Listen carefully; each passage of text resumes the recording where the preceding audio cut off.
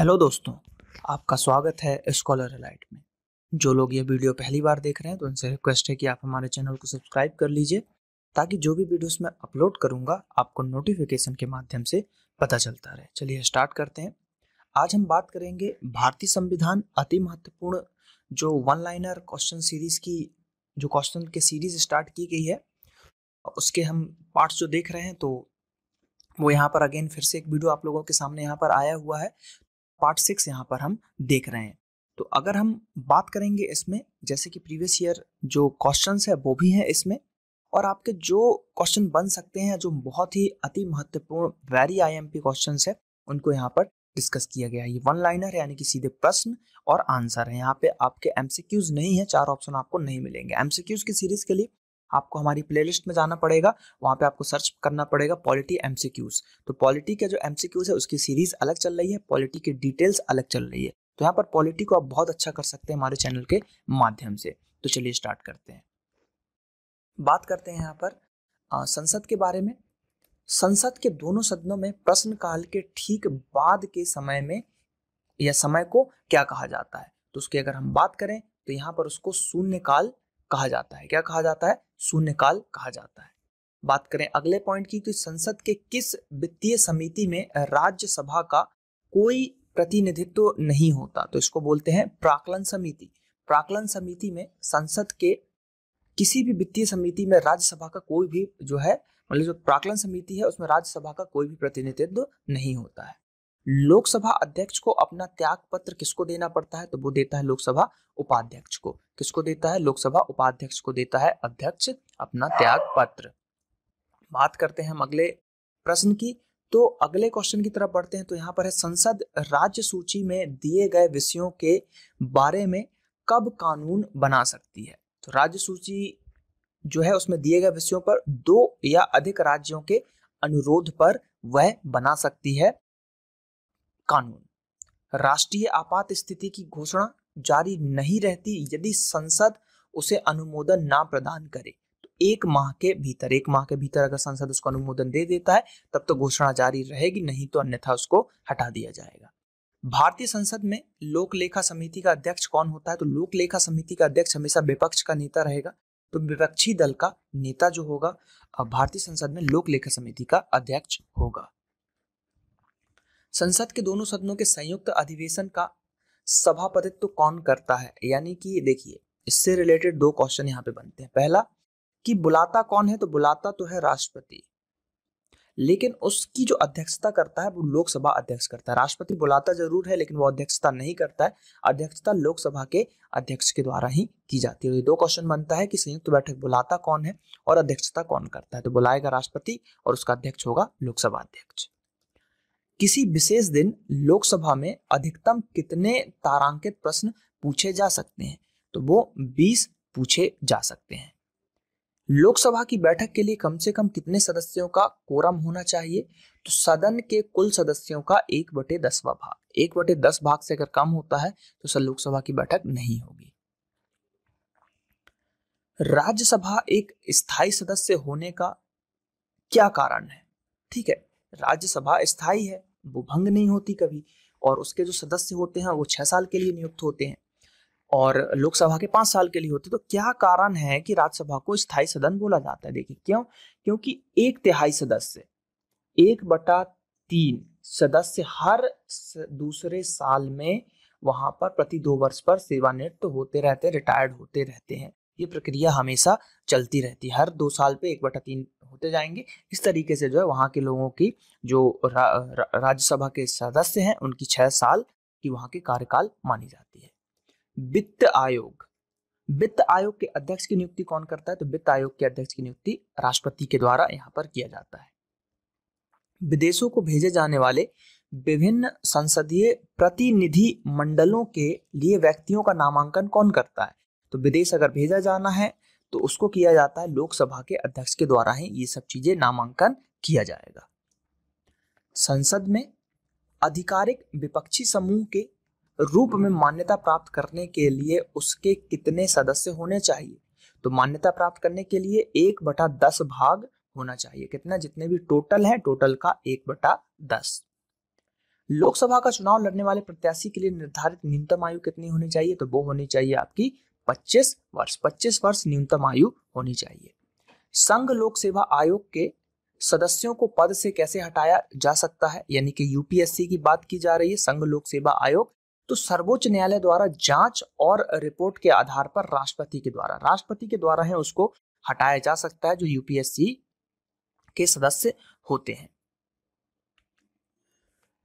राज्यसभा के सदस्य का कार्यकाल कितने वर्ष का होता है? तो जैसे कि मैंने बताया 6 वर्ष का होता है और हर दूसरे साल 1/3 लोग जो है रिटायर्ड हो जाते हैं, सेवानिवृत्त किए जाते हैं।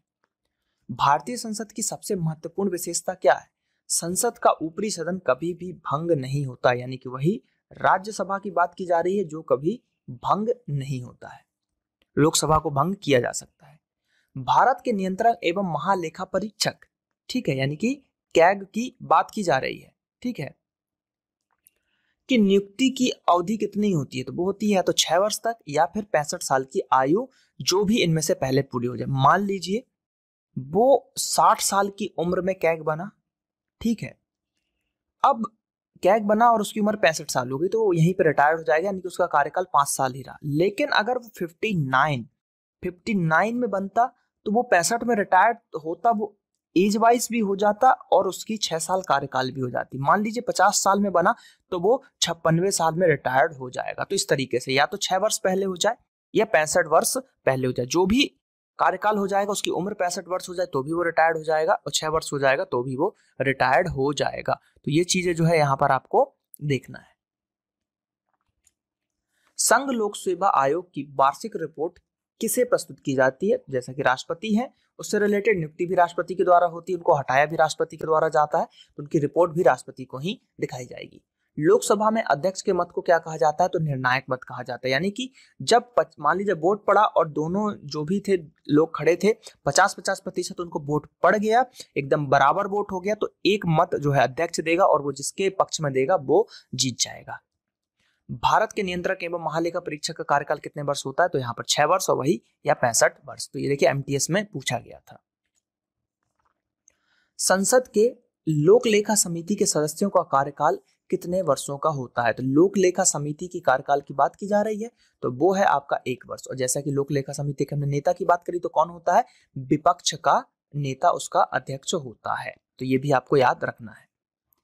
यदि लोकसभा के अध्यक्ष एवं उपाध्यक्ष दोनों पद रिक्त हो तो सदन में बैठकों की अध्यक्षता कौन करेगा? मान लीजिए अध्यक्ष भी नहीं है, उपाध्यक्ष भी नहीं है, तो कौन करेगा? तो वो करेगा सदन के द्वारा अनुमोदित चेयरपर्सन के पैनल से प्रथम सदस्य। जो चेयरपर्सन होंगे पैनल में, उनका जो प्रथम सदस्य होगा वो उसकी अध्यक्षता करेगा। भारतीय संविधान के अनुसार वित्त आयोग किस प्रकार का निकाय संस्था है? तो वो है संवैधानिक। वित्त आयोग जो है संवैधानिक संस्था या फिर उसको निकाय बोला जा सकता है। कुछ और क्वेश्चन की बात करते हैं। तो लोकसभा के सभापति को किसके द्वारा हटाया जा सकता है? तो लोकसभा के सभापति को लोकसभा के बहुसंख्यक सदस्यों के द्वारा हटाया जा सकता है।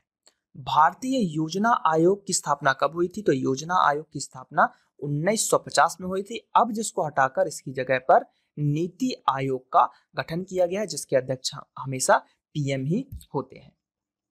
अब बात करते हैं कुछ और क्वेश्चंस को देखते हैं यहाँ पर। तो कुछ और क्वेश्चंस हमारे पर कि राज्यसभा के चुनाव हेतु एक अभ्यर्थी की आयु कितने वर्ष से कम नहीं होनी चाहिए? तो राज्यसभा के लिए 30। देखिए 2-3 चीज आपको याद रखना है।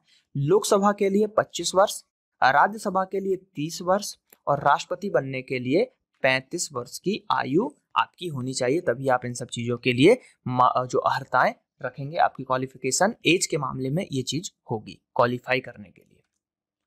केंद्रीय मंत्रिमंडल में, यानी कि केंद्रीय मंत्रिमंडल जो होगा आपका, तो मंत्रिमंडल सदस्य का पद किसको मिलता है? तो ये मिलता है योजना आयोग के उपाध्यक्ष को। ठीक है, योजना आयोग के उपाध्यक्ष को, यानी कि अभी अगर फिलहाल में बात करें तो नीति आयोग जो होगा उसके जो उपाध्यक्ष होंगे उनको ये पद मिला होगा। योजना आयोग की स्थापना किस वर्ष की गई थी? तो ये 1950 में की गई थी। एसएससी में पूछा गया है आपका ये, सीजीएल में। किस आयोग के लिए भारतीय संविधान में कोई प्रावधान नहीं है? तो ये योजना आयोग के लिए ही कोई प्रावधान हमारे संविधान में नहीं दिया गया है। संसद की लोक लेखा समिति का अध्यक्ष किसके द्वारा नियुक्त किया जाता है? तो वो नियुक्त किया जाता है भारत के राष्ट्रपति के द्वारा नियुक्त किया जाता है। संसद के किसी समय के दौरान कोई भी सदस्य किसी भी मुद्दे पर बिना पूर्व सूचना के प्रश्न उठा सकता है, तो उसको बोला जाता है शून्यकाल। धन विधेयक पारित करने के लिए राज्यसभा को कितने दिन का जो है समय प्रदान किया जाता है, तो 14 दिन का समय प्राप्त जो उनको दिया जाता है। 14 दिन के भीतर या तो वो उसको पारित कर दें, और अगर कोई डिसीजन नहीं लेते हैं तो ऑटोमेटिक वो राज्यसभा से पारित माना जाता है धन विधेयक। ठीक है, धन विधेयक का आर्टिकल कितना है? धन विधेयक का आर्टिकल है आपका 110, तो ये आपको याद रखना है।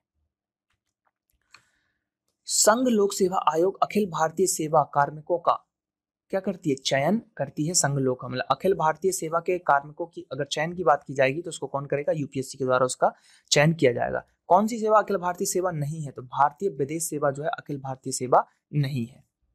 स्विस संघीय सभा के 2 चैम्बरों को क्या कहते हैं? तो वो कहते हैं हम उसको राष्ट्रपति परिषद और राज्यसभा।